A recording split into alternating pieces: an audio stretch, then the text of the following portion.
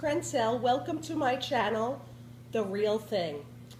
What this is going to be about, I think, is real life stories, and I'll start with mine. Eventually, I want to build this out into a website because I have written over 45 stories, true stories. Truth is stranger than fiction. Yep. And then we can couple them. But for the time being, I want to start with a story called Sweet 16. Now, for those of you in Europe, there is no Sweet 16. However, for those of you in Spanish-speaking countries, there's Quinceañera or Quinceañera. I don't speak Spanish, sorry. No problemo.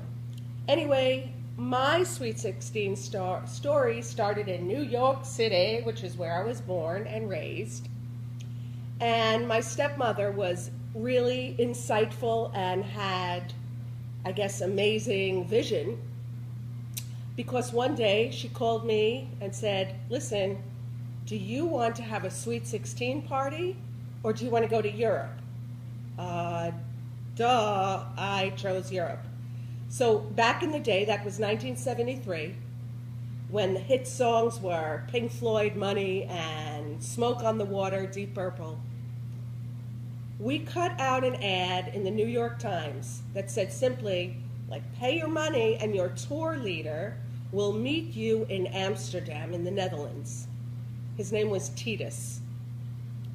So what we did that summer of '73 was get together with 10 kids from all over America, age 15 to 20 years old. We met at JFK Airport, not knowing one another at all, said goodbye to our parents, and flew to Amsterdam. Once we got there, Titus, this giant guy, is 6'4", who looked like a lumberjack with a big beard, a kind of, ISIS-looking beard, and Beatles-type haircut, picked us up, and we went on a magical mystery tour bus, a VW van, through 9 countries over, I think it was 6 weeks. We camped out in each country. So that opened my eyes and changed my life, one of those pivotal events that forever changed my view of the world. So where did we go? We started off in Amsterdam, so in Holland.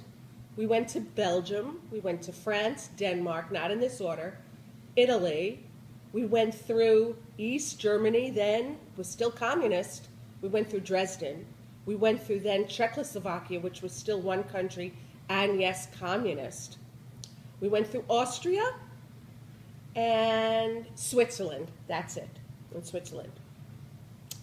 So what do I remember most about that trip? Well, first off, given the music what it was, the best music in the history of rock and roll as far as I'm concerned, and the whole drug scene, my girlfriend, the one friend I made on that tour, Lexi, she and I decided to buddy up, and we had a little ritual. Wherever we went, we would pitch our tent at the campsite and then go boy hunting.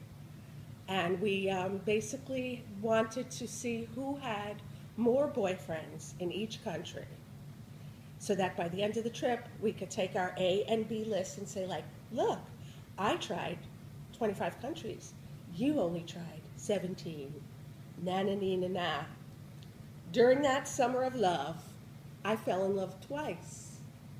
I fell in love with Ado from the Netherlands, and we met in France, and he followed me around.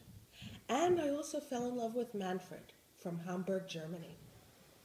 And that's where I'm going to end this story today. To be continued, maybe. If you like, tell me.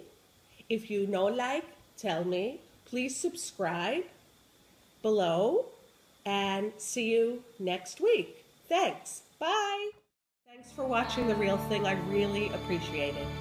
If you want to find out more, you can subscribe to any of the social media, and also you can click on this video and see other episodes. So contact me and give me any comments that you have. I'd be happy to answer them. Thanks.